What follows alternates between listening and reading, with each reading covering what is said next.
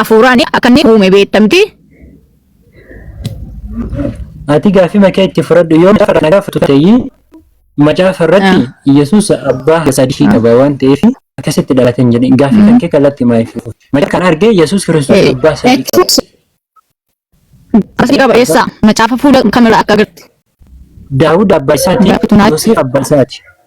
Daawudis abbaa isaa jedhameetiin hin jiru, Yoosefis ammoo abbaa isaa kan inni jedhameetiin hin jiru jechuudha. Lammaffaa irratti namni eessarraa akkas jedhaan fuula isaa wajjin naaladha. Lammaffaa irratti ammoo namni ragaa jinnaa dheessa.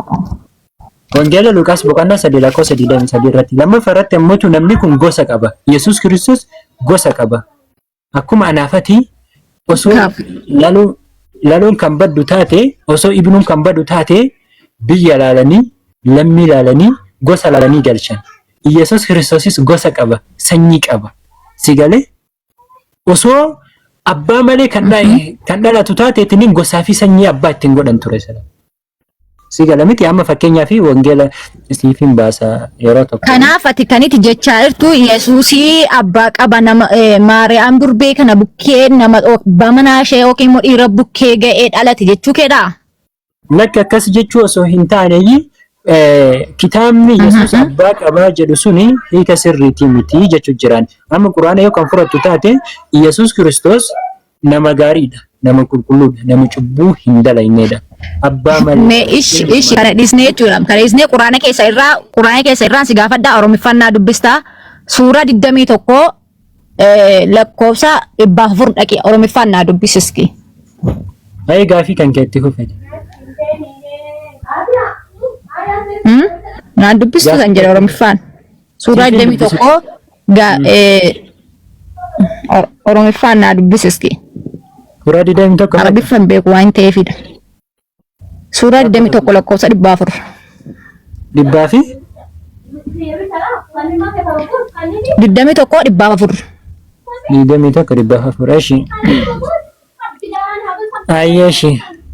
يوم نطوي السماء كطي السجل للكتب كما بدأنا أول خلق نعيده وعدا علينا إنا كنا قد guyyaa samii akkaan barreessan xalayaa yookaan galmee marutti marru jedha Rabbiin sana yaadadhu hasbi Allah akkuma uumaa dura jalqabnetti isa deebifna kun waadaa nu irra jirudha dhugumatti nuti raawwattoota taanee jirra jedheetiniin kan inni dubbatudha.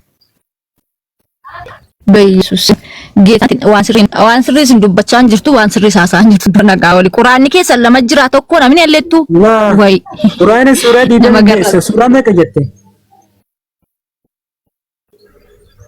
suuraa 21 jetteemi ni buute bismillahir rahmanir rahim bismillah maal yaada keetii wali si galu didama rabbi si akka jalchu wallahi yaada keetii wali si galu isi kajalu dinani no jette yeena akkas jedha quraana suuraa 21 suuraa anbiyaa ayata mootiyyuu 104 akkas jedha jechuudha yaada keetii akkas jedha yaada keetii yoo wali si galu dide akkam jedha yoo akkana jedhi malee hatta maal jechuu qabda ture sala viidiyoo na baase jechuu qabda ture buun qabdu miliquun qabdu ture sala si galee akkasi jechuudha. Okay, tujuan kun yeroo baay'ee ol seenee jedha. Tujuan itu ofiin irratti of yemmuu tujuun dubbattu. Jaani na ta'een dhaggeeffataman jiraasa. Okay, yoo dubbatun siif hin mijaate irraa inni rakkatu kun. Helen jirta.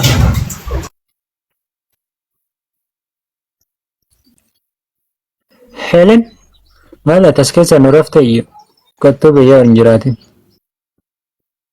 Namni gaafii qabdanii ergachuu dandeessan namni gaafii qabdanii ergachuu dandeessanii gastii keessa sellaala yeroo tokko jechuudha. Eshi ada namni kun musliim moo kiristaana? هو الذي أرسل رسوله بالهدى Oke, baisu amano mamali jeda natti fakkaate. Ifama kabarati irgi. السلام عليكم Barakatuh. ورحمة الله وبركاته. Gaafiin Waalaikum qaba. salam. Barakatuh.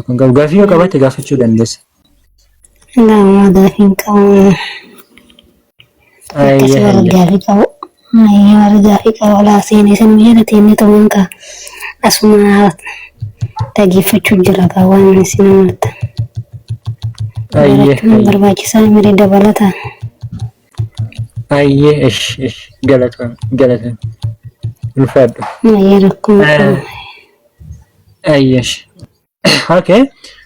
Balayan waa'ee islaamummaa sanarratti warri mooditara qabdan kiristaanonni akka tasaa jiraatanii galchan. Waa'ee islaamummaa sanarratti Rabbiin Quraana suuraa Hajji suuraa 22 ayata mootuyyuu 78 irratti waan wahii jedheetiin hin jiru. وجاهدوا في الله حق جهاده هو اجتباكم وما جعل عليكم في الدين من حرج ملة أبيكم إبراهيم هو سماكم المسلمين من قبل وفي هذا ليكون الرسول شهيدا عليكم وتكونوا شهداء على الناس فأقيموا الصلاة وآتوا الزكاة واعتصموا بالله ومولاكم فنعم المولى ونعم النصير. عبدي موسى يو كان جرى تتاتي نبي رسالة نجيت نجرى يو كان ديب تتاتي ونجد ربي مال جده خياتك أنا كيستي qabsoo isaaf malu karaa rabbii keessatti qabsaa. Inni isin filateera. Rabbiin isin filateetiin hin jira. Amantaa keessatti dhiphinna tokkollee isin irratti hin goone jedhe. Karaa abbaa keessanii Ibraahim deemaa jedheetiin hin dubbate. Karaa abbaa keessanii millata abiikum Ibraahim. Nabiyyalla Ibraahim alayhi salaam maaliif ammootuyyuu abbaa jedhameetiin hin jira yoo kan jedhamu taate Nabiyyalla Ibraahim alayhi salaam kan inni abbaa jedhameetiin wannoo jedhe abbaa tawhiidaa jedhaniin jechuudha. Tawhiida keessatti ammootuyyuu itti hidhatu jechuudha. Rabbiin subhaanahu wa ta'ala Quraan suuraa Mumtahinaa suuraa 60 ayata 4 irratti maal jedha? Qad kaanat lakum uswatun hasanatun fi Ibraahim. Dhugumatti hidhannoon gaariin Nabiyyalla Ibraahim keessatti isiniif taheetiin hin jira jedha. والذين معه جرين يسوجن جرانيس أكسمس إبراهيم النبي الله إبراهيم إن كسرت سموت في دانون غاري إسنتي تنجر هجهم يروكم إذ قالوا يروجن نبي الله إبراهيم في أكسمس سموت يو حواسني مؤمنة ور نبي الله إبراهيم جاني يروجن إنا براء منكم ومما تعبدون من دون الله كفرنا بكم وبدأنا وبينكم الأداوة والبغضاء أبدا حتى تؤمنوا بالله وحده. نتقول قلوبنا من جرا وانت أموتيو اسم ربي قد تجبرتن كان را نتقول قلوبنا من جرا كفرنا بكم نتأموتيو سنت أموتيو كفرت من جرا جداني وانت اسم جبرتن كان في سنت أموتيو كفرت من جرا جداني Rabbii kennatti malee nuti ammootuyyuu isinitti kafarreetiin hin jira jedhan. Jidduu kennaa fi jidduu keessanitti xilaatummaa fi akkasumas ammootu jibbaa mul'ateetiin hin jira jedhan. Hanga kamitti hattaa tu'minuu billaahi wahda. Hamma Allaahii tokkocha ta'e sanitti ammootu amantanitti malee jidduu kennaa fi jidduu keessanitti jibbattu jira jedhan. Si gala miti? كناف ربي القرآن هو حج لي آية 78 irratti ملة أبيكم إبراهيم كرا أباك سني إبراهيم جليتني ندبت توحيدا كيستي وانت اتحدا في جتشود هو سماكم المسلمين ربي نسموت مسلمة جليتني اسم مقاسين ربي اسم مسلمة جلي اسم مقاسين من قبل كان أندرت جتشون كتابة أسين درت جتشون كتابة أسين درتي isa rabbiin subhaanahu wa ta'ala maal jedheetiin isin moggaase muslima jedheetiin isin moggaase jechuudha. Ibnu Kathiir rahimahullahu ta'ala kitaaba min qablu kana gaafa ammootu tafsiira godhani jechuudha. Waan wayitu jira saniifin isiniif dubbise.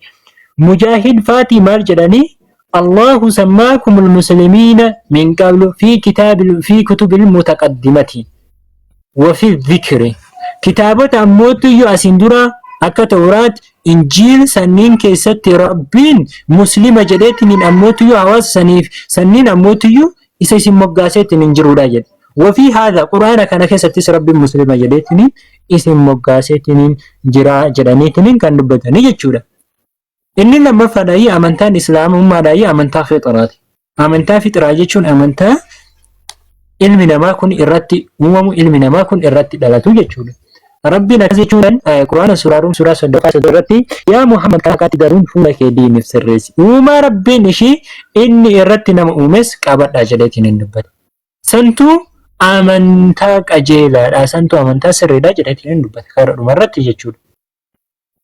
Kun amantaan fixiraadhaayi amantaan Rabbiin ilma namaa irratti uume suni jechuudha. Fixraa jechuun amantaa islaamummaati jechuudha. So kanaafiyyuu amantaan islaamummaadhaayi amantaa fixiraati jechuudhaayi waan Nabi Muhammad irraayi dhufee miti.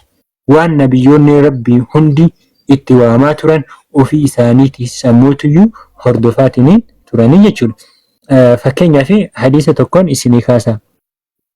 Hadiisa tokko yookaan isinii kaasu taate maal jedheetiniin kan inni jiru jennaaniin Rasuul sallallahu alaihi wasallam hadiisa keessatti maal jedhaniitiin dubbatanii hadiis Mishkaat al-Misbah keessas ni jira. Hadiis 5722 irratti ana awla an-naasi bi'Iisa ibn Maryam fi al-ula wal akhirati. Namootiyyuu nama akkaan ilma Maryam kana Iisaa ilma Maryam kanatti aanuudha. Duniyaa fi akhirattis jedhaniitiin dubbatan Rasuul sallallahu alaihi wasallam. والأنبياء نبيون إخوة من الآلات وأمهاتهم شتى ودينهم واحد وليس بيننا نبي.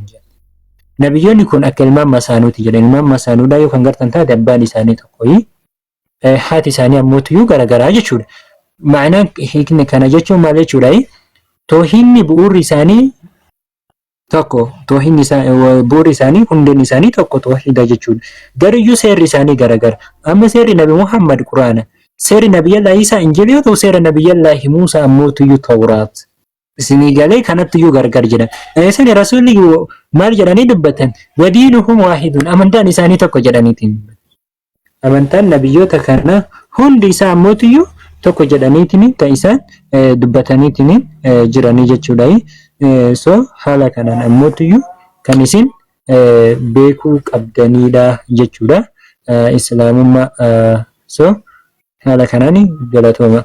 Mee kotta walee musammaa yeroo tokko maali namni kun? Kotta walee musammaa? Kottu maal mucayyatti fuula gurtaa miti?